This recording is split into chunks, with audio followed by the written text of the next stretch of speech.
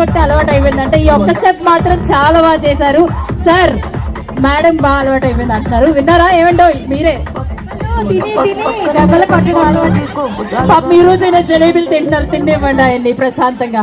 రోజు దెబ్బలు తింటారు, ఈరోజు జలేబీలు తింటారు. పాపం చలికాలం కాదు, చలికాలమే.